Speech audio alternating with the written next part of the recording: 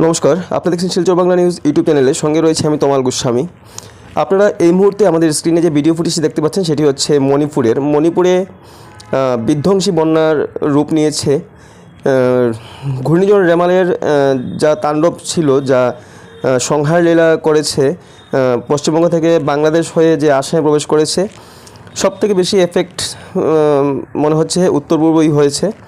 কারণ ঘূর্ণিঝড় রেমালের সংহারে রাজ্যে মৃত্যু হয়েছে 4 জনের, মেঘালয়ে মৃত্যু হয়েছে 1 জনের এবং মিজোরামে মৃত্যু হলো 27 জনের। এই পর্যন্ত রেমালের তাণ্ডবে উত্তর পূর্বে নিহতের সংখ্যা দাঁড়ালো 32 জন।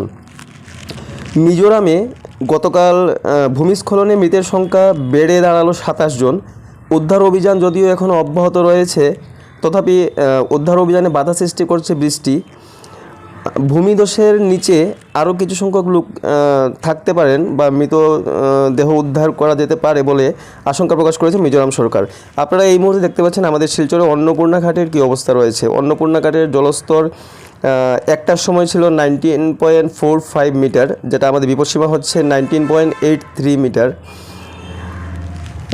বিপদসীমা থেকে অনেকটা নিচে আছে, কিন্তু তথাপি জল অনেক বাড়ছে। যদিও কালকে দুপুর থেকে বা বিকেল থেকে আমাদের এখানে শিলচরে এমনটা বৃষ্টি নেই, তথাপি নদীর জল বেড়েই চলেছে। কারণ পাহাড়ে বৃষ্টি হচ্ছে, ভূমিস্খলন হচ্ছে, সব কিছু আপনারা জানতে পারছেন, দেখেছেন।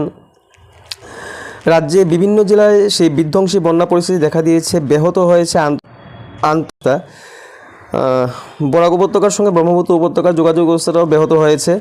কারণ হাফলংয়ে যে লিঙ্ক যে রোডটি ছিল সেটিও ভেঙে গেছে খানিকটা জায়গা।